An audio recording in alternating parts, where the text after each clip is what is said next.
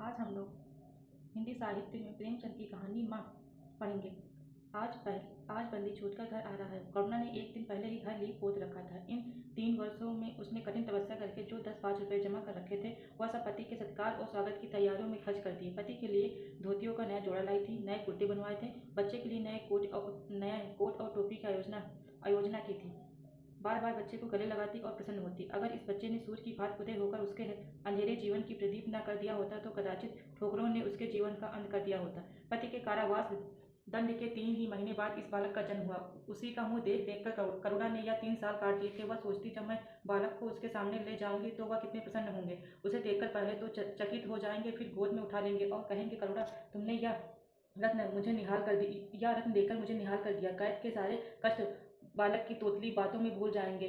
उनकी एक सरल पवित्र मोहक दृष्टि हृदय की सारी व्यथाओं को धो डालेगी।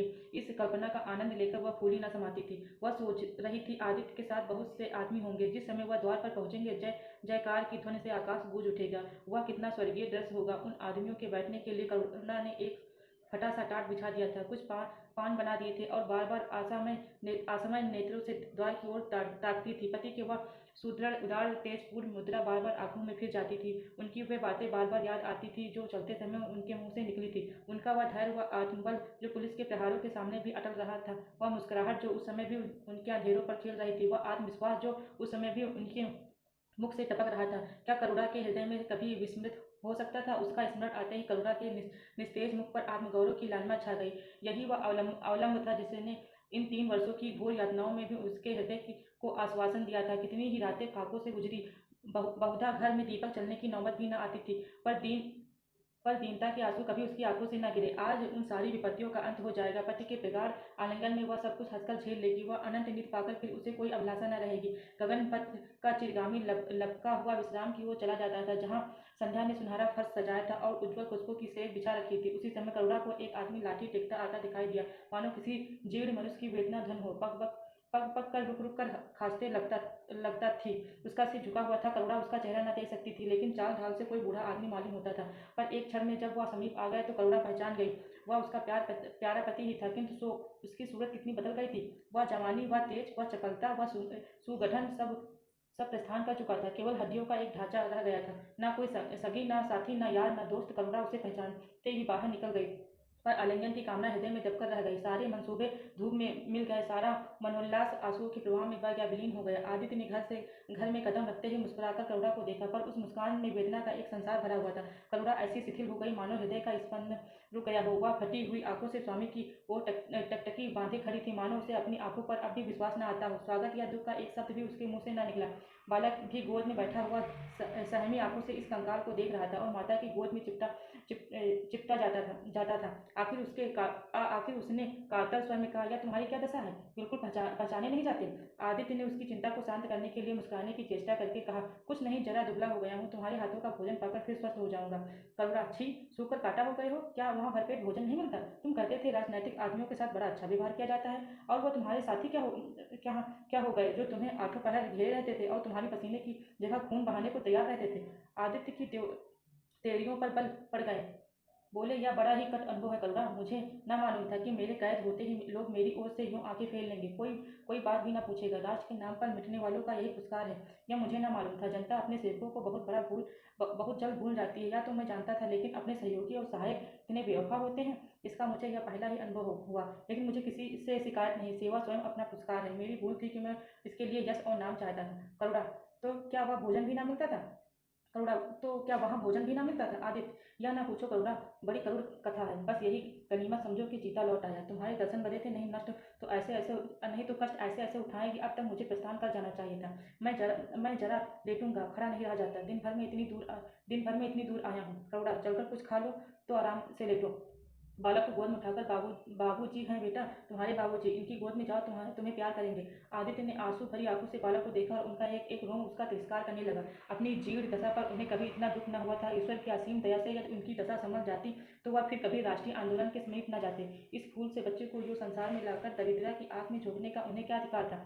वह अब लक्ष्मी की उपासना करेंगे और अपना क्षुद्र जीवन बच्चे के लालन पालन के लिए अर्पित कर देंगे। उन्हें इस समय ऐसा ज्ञात हुआ कि बालक उन्हें उपेक्षा की दृष्टि से देख रहा है, मानो कह रहा है, मेरे साथ अपने आपने कौन सा कर्तव्य पालन किया? उनकी सारी कामना, सारा प्यार बालक को हृदय से लगा देने के लिए अधीर हो उठा, पर हाथ फैल न सके, हाथों में शक्ति ही न थी। करुणा बालक को लिए हुए उठी और थाली में कुछ भोजन निकाल कर लाई। आदित्य ने क्षुधापूर्ण नेत्रों से थाली की ओर देखा, मानो आज बहुत दिनों के बाद कोई खाने की चीज सामने आई है।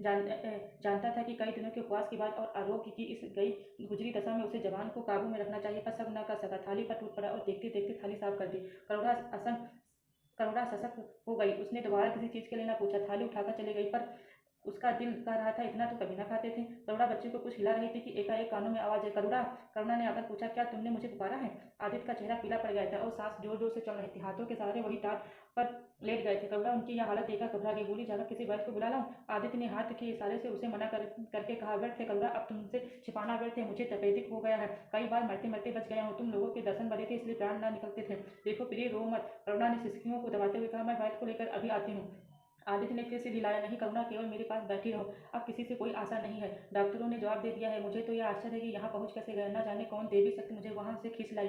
कदाचित यह इस बुझते हुए दीपक की अंतिम झलक थी। मैंने तुम्हारे साथ बड़ा अन्याय किया, इसका मुझे हमेशा दुख रहेगा। मैं तुम्हें कोई आराम न दे सका, तुम्हारे लिए कुछ न कर सका, केवल सुहाग का दाग लगाकर और एक बालक के पालन का भार छोड़कर चला जा रहा हूँ। करुणा ने हृदय को दृढ़ करके कहा, तुम्हें कहीं दर्द तो नहीं है? आग बना लाऊं? कुछ बताते क्यों नहीं? आदित्य ने करवट बदलकर कहा, कुछ करने की जरूरत नहीं है प्रिय, कहीं दर्द नहीं, बस ऐसा मालूम हो रहा है कि दिल बैठा जाता है, जैसे पानी में डूबा जाता हूँ। जीवन की लीला समाप्त हो रही है, दीपक को बुझते हुए देख रहा हूँ, कह नहीं सकता, अब आवाज बंद हो जाए। जो कुछ कहना है वह कह डालना चाहता हूँ, क्यों वह लालसा ले जाऊँ? मेरे एक प्रश्न का जवाब दोगी? पूछो। करुणा के मन की सारी दुर्बलता, सारा शोक, सारी वेदना मानो लुप्त हो गई और उसकी जगह उस आत्मबल का उदय हुआ जो मृत्यु पर हंसता है और विपत्ति के सांपों से खेलता है। रत्न जटिल मखमली म्यान में जैसे तेज तलवार छिपी रहती है, जल के कोमल प्रभाव में जैसे असीम शक्ति छिपी रहती है, वैसे ही रमणी का कोमल हृदय साहस और धैर्य को अपनी गोद में छिपाए रहता है। क्रोध जैसे तलवार को बाहर खींच लेता है, विज्ञान जैसे जल शक्ति का उद्घाटन कर लेता है, वैसे ही प्रेम रमणी के साहस और हृदय को प्रदीप्त कर देता है। करुणा के पति के सिर पर हाथ रखते हुए कहा, पूछते क्यों नहीं प्यारे? आदित्य ने करुणा के हाथों के कोमल स्पर्श का अनुभव करते हुए कहा, तुम्हारे विचार में मेरा जीवन कैसा था? बधाई के योग्य? देखो, तुमने मुझसे कभी पर्दा नहीं रखा, इस समय भी स्पष्ट कहना, तुम्हारे विचार में मुझे अपने जीवन पर हंसना चाहिए या रोना चाहिए? करुणा ने उल्लास के साथ कहा, यह प्रश्न क्यों करते हो प्रीतम? क्या मैंने तुम्हारी उपेक्षा कभी की है? तुम्हारा जीवन देवताओं का सा जीवन था, निस्वार्थ, निर्लिप्त और आदर्श। विघ्न बाधाओं से तंग आकर मैंने तुम्हें कितनी ही बार संसार की ओर खींचने की चेष्टा की है, पर उस समय भी मैं मन में जानती थी कि मैं तुम्हें ऊंचे आसन से गिरा रही हूँ। अगर तुम माया मोह में फंसे होते तो कदाचित मेरे मन को अधिक संतोष होता, लेकिन मेरी आत्मा को वह गर्व और उल्लास न होता जो इस समय हो रहा है। मैं अगर किसी को बड़े से बड़ा आशीर्वाद दे सकती हूँ तो वह यही होगा कि उसका जीवन तुम्हारे जैसा हो। या कहते कहते करुणा का आभाहीन मुखमंडल ज्योतिर्मय हो गया, मानो उसकी आत्मा दिव्य हो गई हो। आदित्य ने सागर्भ नेत्रों से करुणा को देखकर कहा, बस अब मुझे संतोष हो गया करुणा। इस बच्चे की ओर से मुझे कोई शंका नहीं है। मैं उसे इससे अति कुशल हाथों में नहीं छोड़ सकता। मुझे विश्वास है कि जीवन भर यह ऊंचा और पवित्र आदर्श सदैव तुम्हारे सामने रहेगा। अब मैं मरने को तैयार हूँ। दूसरा दृश्य। 7 वर्ष बीत गए। बालक प्रकाश अब 10 साल का रूपवान बालिष्ठ प्रसन्न मुख कुमार था। बल का तेज, साहसी और मनस्वी भय तो उसे छू नहीं गया था। करुणा का संतप्त हृदय उसे देखकर शीतल हो जाता। संसार करुणा को अभागिन और दीन समझे, वह कभी भाग का रोना नहीं रोती। उसने उन आभूषणों को बेच डाला जो पति के जीवन में उसे प्राणों से प्रिय थे, और उस धन से कुछ गायें और भैंसें मोल ले ली। वह कृषक की बेटी थी और गोपालन उसके लिए कोई नया व्यवसाय न था। इसी को उसने अपनी जीविका का साधन बनाया। विशुद्ध दूध कहाँ मैसर होता है, सब दूध हाथों हाथ बिक जाता। करुणा को पहर रात से पहर रात तक काम में लगा रहना पड़ता। वह प्रसन्न थी। उसके मुख पर निराशा या दीनता की छाया नहीं, संकल्प और साहस का तेज है। उसके एक अंग से आत्मगौरव की ज्योत सी निकल रही है। आंखों में एक दिव्य प्रकाश से गंभीर, अथाह और असीम। सारी वेदनाएं, वैधव्य का शोक और वित्त का निर्मम प्रहार सब उस प्रकाश की गहराई में विलीन हो गई है। प्रकाश पर वह जान देती है, उसका आनंद, उसकी अभिलाषा, उसका संसार, उसका सर्वस्व सब प्रकाश पर न्यौछावर है। पर यह मजाल नहीं कि प्रकाश को शरारत करे और करुणा आंखें बंद कर ले। नहीं, वह उसके चरित्र की बड़ी कठोरता से देखभाल करती है। वह प्रकाश की माँ नहीं, माँ बाप दोनों है। उसके पुत्र स्नेह में माता की ममता के साथ पिता की कठोरता भी मिली हुई है। पति के अंतिम शब्द अभी तक उसके कानों में गूंज रहे हैं। वह आत्मोल्लास जो उसके चेहरे पर झलकने लगा था, वह गर्वमय लाली जो उसकी आंखों में छा गई थी, अभी तक उसकी आंखों में फिर रही है। निरंतर पति चिंतन ने आदित्य को उसकी आंखों में प्रत्यक्ष कर दिया है। वह सदैव उसकी उपस्थिति का अनुभव किया करती है। उसे ऐसा जान पड़ता है कि आदित्य की आत्मा सदैव उसकी रक्षा करती रहती है। उसकी यही हार्दिक अभिलाषा है कि प्रकाश जवान होकर पिता का पतिगामी हो। संध्या हो गई थी। एक भिखारी द्वार पर आकर भीख मांगने लगी। करुणा उस समय गांवों को पानी दे रही थी। प्रकाश बाहर खेल रहा था। बालक ही तो ठहरा शरारत सूझी। घर में गया और कटोरे में थोड़ा सा भूसा लेकर बाहर निकला। भिखारी ने अपनी झोली फैला दी। प्रकाश ने भूसा उसकी झोली में डाल दिया और जोर जोर से तालियां बजाता हुआ भागा। भिखारी ने अग्निमय नेत्रों से देखकर कहा, वाह लाडले, मुझसे हंसी हंसी करने चला है। यहाँ माँ बाप ने सिखाया है, तब तो खूब कुल का नाम जगाओगे। करुणा उसकी बोली सुनकर बाहर निकल आई और पूछा, क्या है माता, किसे कह रही हो? भिखारी ने प्रकाश की तरफ इशारा करके कहा, वह तुम्हारा लड़का है ना, देखो कटोरे में भूसा भरकर मेरी झोली में डाल गया है। चुटकी भर आटा था, वह भी मिट्टी में मिल गया। कोई इस तरह दुखियों को सताता है? सबके दिन एक से नहीं रहते। आदमी को घमंड न करना चाहिए। करुणा ने कठोर स्वर में पुकारा, प्रकाश। प्रकाश लज्जित न हुआ। अभिमान से सिर उठाए हुए आया और बोला, वह हमारे घर भीख क्यों मांगने आई है? कुछ काम क्यों नहीं करती? करुणा ने उसे समझाने की चेष्टा करके कहा, शर्म नहीं आती? उल्टे और आंख दिखाते हो। प्रकाश, शर्म क्यों आए? या क्यों रोज भीख मांगने आती हैं? हमारे यहाँ क्या कोई चीज मुफ्त की आती है? करुणा, तुम्हें कुछ ना देना था तो सीधे कहा देते जाओ। तुमने यह शरारत क्यों की? प्रकाश, उनकी आदत कैसे छूटती? करुणा ने बिगड़ कर कहा, तुम अब मिटाओगे मेरे हाथ, तुम अब पिटोगे मेरे हाथों।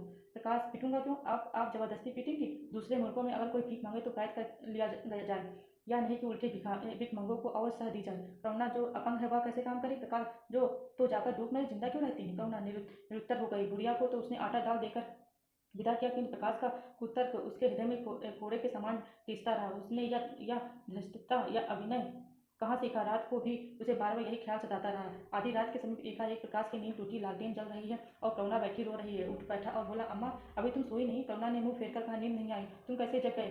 प्यास तो नहीं लगी है? प्रकाश, नहीं अम्मा, न जाने क्यों आँख खुल गई। मुझसे आज बड़ा अपराध हुआ अम्मा। करुणा ने उसके मुख की ओर स्नेह के नेत्रों से देखा। प्रकाश, मैंने आज बुढ़िया के साथ बड़ी नटखट की, मुझे क्षमा करो, फिर कभी ऐसी शरारत न करूंगा। यह कहकर रोने लगा। करुणा ने स्नेहार्थ होकर उसे गले लगा लिया और उसके कपोलों का चुंबन करके बोली, बेटा, मुझे खुश करने के लिए यह कह रहे हो, या तुम्हारे मन में सच में पछतावा हो रहा है? प्रकाश ने सिसकते हुए कहा, नहीं अम्मा, मुझे दिल से अफसोस हो रहा है। अब की वह बुढ़िया आएगी तो मैं उसे बहुत से पैसे दूंगा। करुणा का हृदय मतवाला हो गया। ऐसा जान पड़ा आदित्य सामने खड़े होकर बच्चे को आशीर्वाद दे रहे हैं और कह रहे हैं, करुणा, शोक मत कर, प्रकाश अपने पिता का नाम रोशन करेगा, तेरी संपूर्ण कामनाएं पूरी हो जाएंगी। तीसरा खंड। लेकिन प्रकाश के कर्म और वचन में मेल न था और दिनों के साथ उसके चरित्र का अंग प्रत्यक्ष होता जाता था। जमीन था कि विश्वविद्यालय से उसे वजीफा मिलते थे। करुणा भी उसकी यथेष्ट सहायता करती थी, फिर भी उसका खर्च पूरा न पड़ता था। वह मितव्ययिता और सरल जीवन पर विद्वता से भरे हुए व्याख्यान दे सकता था, पर उसका रहन सहन फैशन के अंधभक्तों से जो भर घटकर न था। प्रदर्शन की धुन उसे हमेशा सवार रहती थी। उसके मन और बुद्धि में निरंतर द्वंद्व होता रहता था। मन जात की ओर था, बुद्धि अपनी ओर। बुद्धि मन को दबाए रहती थी। उसके सामने मन की एक न चलती थी। जात सेवा ऊसर की खेती है। वहाँ बड़े से बड़ा उपहार जो मिल जाता है वह है गौरव और यश, पर वह भी स्थायी नहीं, इतना अस्थिर कि क्षण में जीवन भर की कमाई पर पानी फिर सकता है। एवं उसका अंतःकरण अनिवार्य वेग के साथ विलासमय जीवन की ओर झुकता था, यहाँ तक कि धीरे धीरे उसे त्याग और निग्रह से घृणा होने लगी। वह दुर्वस्था और दरिद्रता को हेय समझता था। उसके हृदय न था, भाव न थे, केवल मस्तिष्क था। मस्तिष्क में दर्द कहाँ? वहाँ तो तर्क है, मंसूबे हैं। सिंध में बाढ़ आई, हजारों आदमी तबाह हो गए। विद्यालय ने वहाँ एक सेवा समिति भेजी। प्रकाश के मन में द्वंद्व होने लगा, जाऊं या ना जाऊं। इतने दिनों अगर वह परीक्षा की तैयारी करे तो प्रथम श्रेणी में पास हो। चलते समय उसने बीमारी का बहाना कर दिया। करुणा ने लिखा, तुम सिंध ना गए, इसका मुझे दुख है। तुम बीमार रहते हुए भी वहां जा सकते थे। समिति में चिकित्सक भी तो थे। प्रकाश ने पत्र का उत्तर न दिया। उड़ीसा में अकाल पड़ा, प्रजा मक्खियों की तरह मरने लगी। कांग्रेस ने पीड़ितों के लिए एक मिशन तैयार किया। उन्हीं दिनों विद्यालय ने इतिहास के छात्रों को ऐतिहासिक खोज के लिए लंका भेजने का निश्चय किया। करुणा ने प्रकाश को लिखा, तुम उड़ीसा जाओ। किंतु प्रकाश लंका जाने को ललायत था। वह कई दिन इसी दुविधा में रहा। अंत को सिलोन ने उड़ीसा पर विजय पाई। करुणा ने अब की उसे कुछ न लिखा, चुपचाप रोती रही। सिलोन से लौटकर प्रकाश छुट्टियों में घर आया। करुणा उससे चिढ़ी रही। प्रकाश मन में लज्जित हुआ और संकल्प किया कि अब की कोई अवसर आया तो अम्मा को अवश्य प्रसन्न करूंगा। यह निश्चय करके यह विद्यालय लौटा, लेकिन यहाँ आते ही फिर परीक्षा की फिर सवाल हो गई। यहाँ तक कि परीक्षा के दिन आ गए, मगर इम्तिहान से फुर्सत पाकर भी प्रकाश घर न गया। विद्यालय के एक अध्यापक कश्मीर सैर करने जा रहे थे। प्रकाश उन्हीं के साथ कश्मीर चला खड़ा हुआ। जब परीक्षा फल निकला और प्रकाश प्रथम आया था, उसे घर की याद आई। उसने तुरंत करुणा को पत्र लिखा और अपने आने की सूचना दी। माता को प्रसन्न करने के लिए उसने 2-4 शब्द जात सेवा के विषय में भी लिखे। अब मैं आपकी आज्ञा का पालन करने को तैयार हूँ। मैंने शिक्षा संबंधी कार्य करने का निश्चय किया है। इसी विचार से मैंने वह विशिष्ट स्थान प्राप्त किया है। हमारे नेता भी तो विद्यालयों के आचार्यों ही का सम्मान करते हैं। अभी तक इन उपाधियों के मोह से वे मुक्त नहीं हुए हैं। हमारे नेता भी योग्यता, सदुत्साह, लगन का उतना सम्मान नहीं करते जितना उपाधियों का। अब मेरी इज्जत करेंगे और जिम्मेदारी का काम सौंपेंगे, जो पहले मांगे भी न मिलता। करुणा की आस फिर बधी। विद्यालय खुलते ही प्रकाश के नाम रजिस्ट्रार का पत्र पहुंचा। उन्होंने प्रकाश को इंग्लैंड जाकर विद्याभ्यास करने के लिए सरकारी वजीफे की मंजूरी की सूचना दी थी। प्रकाश पत्र हाथ में लिए हास्य के उन्माद में जाकर माँ से बोला, अम्मा मुझे इंग्लैंड जाकर पढ़ने के लिए सरकारी वजीफा मिल गया। करुणा ने उदासीन भाव से पूछा, तो तुम्हारा क्या इरादा है? प्रकाश, मेरा इरादा? ऐसा अवसर पाकर पहला कौन छोड़ता है? करुणा, तुम तो स्वयं सेवकों में भर्ती होने जा रहे थे। प्रकाश, तो आप समझती हैं स्वयं सेवक बन जाना ही जात सेवा है? मैं इंग्लैंड से आकर भी तो सेवा कार्य कर सकता हूँ। और अम्मा, सच पूछो तो एक मजिस्ट्रेट अपने देश का जितना उपकार कर सकता है उतना 1000 स्वयंसेवक मिलकर भी नहीं कर सकते। मैं तो सिविल सर्विस की परीक्षा में बैठूंगा और मुझे विश्वास है कि सफल हो जाऊंगा। करुणा ने चकित होकर पूछा, तो क्या तुम मजिस्ट्रेट हो जाओगे? प्रकाश, सेवा भाव रखने वाला एक मजिस्ट्रेट कांग्रेस के 1000 स्वपतियों से ज्यादा उपकार कर सकता है। अखबारों में उसकी लंबी लंबी तारीफें न छपेंगी, उसी वक्ताओं पर तालियां न बजेंगी, जनता उसके जुलूस की गाड़ी न खींचेगी और न विद्यालयों के छात्र उसको अभिनंदन पत्र देंगे। पर सच्ची सेवा मजिस्ट्रेट ही कर सकता है। करुणा ने आपत्ति के भाव से कहा, लेकिन यह मजिस्ट्रेट तो जाट के सेवकों को सजाएं देते हैं, उन पर गोलियां चलाते हैं। प्रकाश, अगर मजिस्ट्रेट के हृदय में परोपकार का भाव है तो वह नरमी से वही काम करता है जो दूसरे गालियां चलाकर भी नहीं कर सकते, जो दूसरे गोलियां चलाकर भी नहीं कर सकती। करुणा, मैं यह नहीं मानूंगी। सरकार अपने नौकरों को इतनी स्वाधीनता नहीं देती। वह एक नीति बना देती है और हर एक सरकारी नौकर को उसका पालन करना पड़ता है। सरकार की पहली नीति यह है कि वह दिन दिन अधिक संगठित और दृढ़ हो। उसके लिए स्वाधीनता के भाव का दमन करना जरूरी है। अगर कोई मजिस्ट्रेट इस नीति के विरुद्ध काम करता है तो वह मजिस्ट्रेट न रहेगा। वह हिंदुस्तानी था जिसने तुम्हारे बाबूजी को जरा सी बात पर 3 साल की सजा दे दी। इसी सजा ने उनके प्राण लिए। बेटा, मेरी इतनी बात मानो, सरकारी पदों पर न गिरो। मुझे यह मंजूर है कि तुम मोटा खाकर और मोटा पहनकर देश की कुछ सेवा करो, इसके बदले कि तुम हाकिम बन जाओ और शान से जीवन बिताओ। या समझ लो कि जिस दिन तुम हाकिम की कुर्सी पर बैठोगे उस दिन से तुम्हारा दिमाग हाकिमों का सा हो जाएगा। तुम यही चाहोगे कि अफसरों से तुम्हारी नेक नामी नेक नामी और तरक्की हो। एक गवारू मिसाल लो। लड़की जब तक मैके में कुंवारी रहती है वह अपने को उसी घर की समझती है, लेकिन जिस दिन ससुराल चली जाती है वह अपने घर को दूसरे का घर समझने लगती है। माँ बाप भाई बन सब वही रहते हैं, लेकिन वह घर अपना नहीं रहता। यही दुनिया का दस्तूर है। प्रकाश ने खींच कर कहा, तो क्या आप यही चाहती हैं कि मैं जिंदगी भर चारों तरफ ठोकरें खाता फिरूं? करुणा कठोर नेत्रों से देखकर बोली, अगर ठोकर खाकर आत्मा स्वाधीन रह सकती है तो मैं कहूँगी ठोकर खाना अच्छा है। प्रकाश ने निश्चयात्मक भाव से पूछा, तो आपकी यही इच्छा है? करुणा ने उसी स्वर से उत्तर दिया, हाँ, मेरी यही इच्छा है। प्रकाश ने कुछ जवाब न दिया, उठकर बाहर चला गया और तुरंत रजिस्ट्रार को इनकारी पत्र लिख भेजा। मगर उसी क्षण से मानो उसके सिर पर विपत्ति ने आसन जमा लिया। विरक्त और विमन अपने कमरे में पड़ा रहता, न कहीं घूमने जाता, न किसी से मिलता। मुंह लटकाए भीतर आता और फिर बाहर चला जाता। यहाँ तक महीना गुजर गया, न चेहरे पर वह लाली रही, न वह खोज। आंखें अनाथों के मुख की भांति याचना से भरी हुई। ओठ हंसना भूल गए, मानो उस इनकारी पत्र के साथ उसकी सारी सजीवता और चंपकता, सारी सरलता विदा हो गई। करुणा उसकी मनोभाव समझती थी और उसके शोक को बुलाने की चेष्टा करती थी, पर रूठे देवता प्रसन्न न होते थे। आखिर एक दिन उसने प्रकाश से कहा, बेटा, अगर तुमने विलायत जाने की ठान ही ली है तो चले जाओ। मना न करूंगी। मुझे खेद है कि मैंने तुम्हें रोका। अगर मैं जानती कि तुम्हें इतना आघात पहुंचेगा तो कभी न रोकती। मैंने तो केवल इस विचार से रोका था कि तुम्हें जात सेवा में मग्न देखकर तुम्हारे बाबूजी की आत्मा प्रसन्न होगी। उन्होंने चलते समय यही वसीयत की थी। प्रकाश ने रुखाई से जवाब दिया, अब क्या जाऊंगा, इनकारी खत लिख चुका। मेरे लिए कोई अब तक बैठा थोड़ी ही होगा। कोई दूसरा लड़का चुन लिया गया होगा और फिर करना ही क्या है? जब आपकी मर्जी है कि गांव गांव खाक छानता फिरूं तो वही सही। करुणा का गर्व चूर चूर हो गया। इस अनुमति से उसने बाधा का काम लेना चाहा था, पर सफल न हुई। बोली, अभी कोई न चुना गया होगा, लिख दो, मैं जाने को तैयार हूँ। प्रकाश ने झुंझलाकर कहा, अब कुछ नहीं हो सकता। लोग हंसी उड़ाएंगे। मैंने तय कर लिया है कि जीवन को आपकी इच्छा के अनुकूल बनाऊंगा। करुणा, तुमने अगर शुद्ध मन से यह इरादा किया होता तो यो न रहते। तुम मुझसे सत्याग्रह कर रहे हो। अगर मन को दबाकर मुझे अपनी राह का कांटा समझकर तुमने मेरी इच्छा पूरी भी की तो क्या? मैं तो सब जानती हूँ कि तुम्हारे मन में आप सेवा का भाव उत्पन्न होता है। तुम आज ही रजिस्ट्रार साहब को पत्र लिख दो। प्रकाश, अब मैं नहीं लिख सकता। तो इसी शोक में तने बैठे रहोगे, लाचारी है। करुणा ने और कुछ न कहा। जरा देर से प्रकाश ने देखा कि वह कहीं जा रही है, मगर वह कुछ बोला नहीं। करुणा के लिए बाहर आना जाना कोई असाधारण बात न थी, लेकिन जब संध्या हो गई और करुणा न आई तो प्रकाश को चिंता होने लगी। अम्मा कहाँ गई? यह प्रश्न बार बार उसके मन में उठने लगा। प्रकाश सारी रात द्वार पर बैठा रहा। भांत भांत की शंकाएं मन में उठने लगी। उसे अब याद आया, चलते समय करुणा कितनी उदास थी, उसकी आंखें कितनी लाल थी। यह बातें प्रकाश को उस समय क्यों न नजर आई? वह क्यों स्वार्थ में अंधा हो गया था? हाँ, अब प्रकाश को याद आया, माता ने साफ सुथरे कपड़े पहने थे, उनके हाथ में छतरी भी थी। तो क्या वह कहीं बहुत दूर गई हैं? किससे पूछे? अनिष्ट के भय से प्रकाश सोने लगा। श्रावण की अंधेरी भयानक रात थी। आकाश में श्याम मेघमालाएं भीषण स्वप्न की भांति छाई हुई थी। प्रकाश रह रहकर आकाश की ओर देखता था, मानो करुणा उन्हीं मेघमालाओं में छिपी बैठी हो। उसने निश्चय किया, सवेरा होते ही माँ को खोजने चलूंगा और अगर किसी ने द्वार खटखटाया। प्रकाश ने दौड़कर खोला तो देखा करुणा खड़ी है। इसका मुखमंडप इतना खोया हुआ, इतना करुण था, जैसे आज ही उसका सुहाग उड़ गया है, जैसे संसार में अब उसके लिए कुछ नहीं रहा, जैसे वह नदी के किनारे खड़ी अपनी लदी हुई नाव को डूबते देख रही है और कुछ कर नहीं सकती। प्रकाश ने अधीर होकर पूछा, अम्मा कहाँ चली गई थी? बहुत देर लगाई। करुणा ने भूमि की ओर ताकते हुए जवाब दिया, एक काम से गई थी, देर हो गई। वह कहते हुए उसने प्रकाश के सामने एक बंद लिफाफा फेंक दिया। प्रकाश ने उत्सुक होकर लिफाफा उठा लिया। ऊपर ही विद्यालय की मोहर थी। तुरंत ही लिफाफा खोलकर पढ़ा। हल्की सी लालिमा चेहरे पर दौड़ गई। पूछा, यह तुम्हें कहाँ से मिल गया अम्मा? करुणा, तुम्हारे रजिस्ट्रार के पास गई हूँ। क्या तुम वहाँ चली गई थी?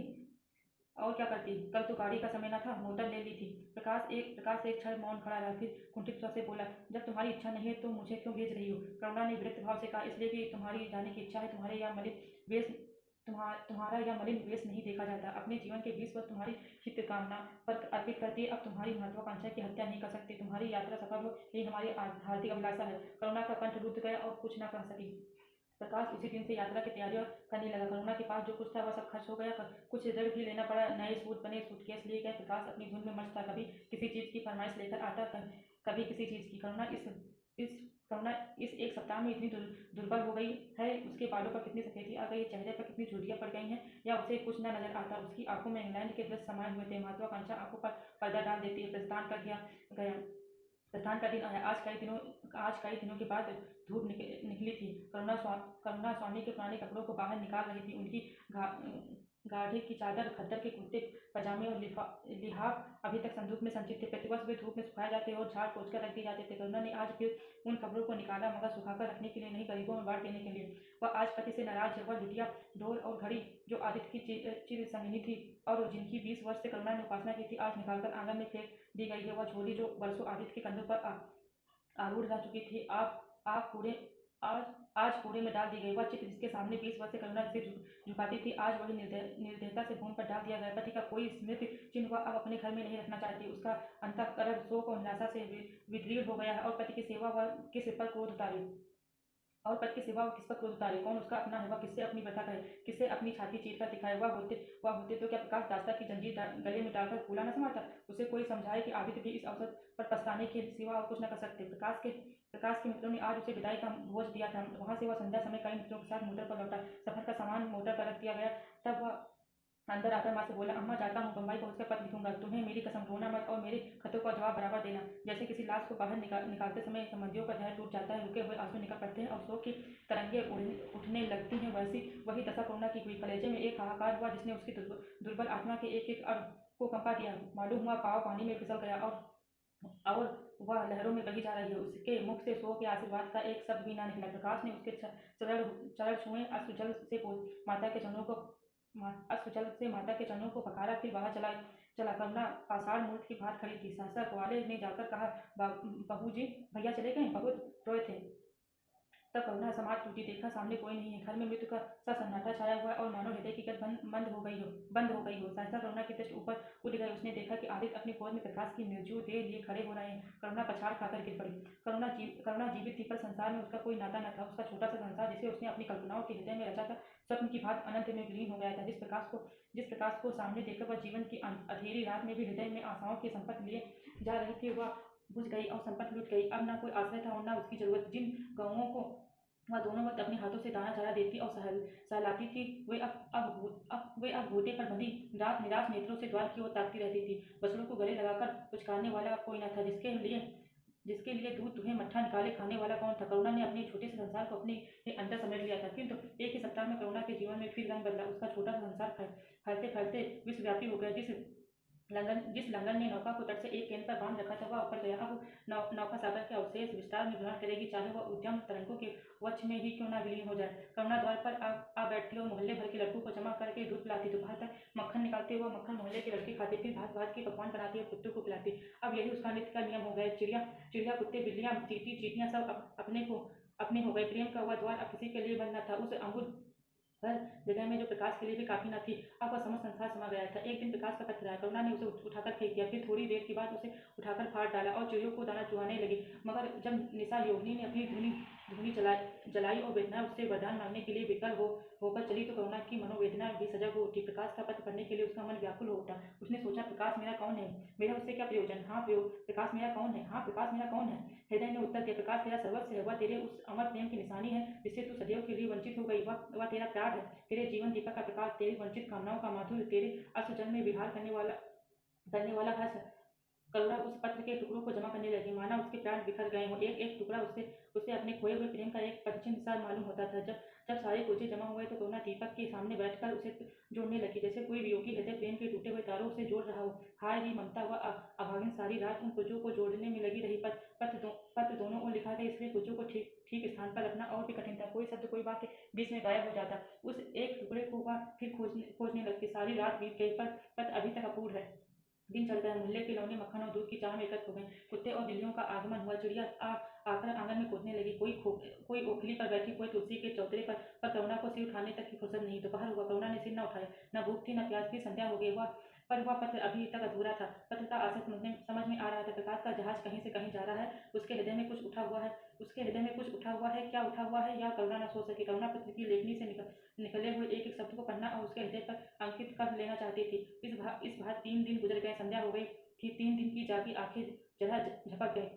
करुणा ने देखा, एक लंबा चौड़ा कमरा है, उसमें मेजें और कुर्सियां लगी हुई हैं। बीच में ऊंचे मंच पर कोई आदमी बैठा हुआ है। करुणा ने ध्यान से देखा, प्रकाश था। एक क्षण में एक कैदी उसके सामने लाया गया। उसके हाथ पांव में जंजीर था, कमर झुकी हुई या आधी थी। करुणा की आंखें खुल गई, आंसू बहने लगे। उसने पत्र के टुकड़े को फिर समेट लिया, उसे जलाकर राख कर डाला। राख की एक चुटकी के सिवा वहां कुछ न रहा जो उसके हृदय में विदृढ़ किए डालती थी। इसी एक चुटकी राख में उसका गुड़ियों वाला बचपन, उसका संतप्त यौवन और उसका तृष्णामय वैधव्य सब समा गया। प्रातःकाल लोगों ने देखा, पंछी पिंजरे से उड़ चुका था। आदित्य का चित्र आपके उसके शून्य हृदय से लिपटा हुआ था। भग्न हृदय पत्र की स्नेह स्मित से विश्राम कर रहा था और प्रकाश का जहाज यूरोप चला जा रहा था। इस प्रकार मुंशी प्रेमचंद की कहानी समाप्त होती है। Thank you.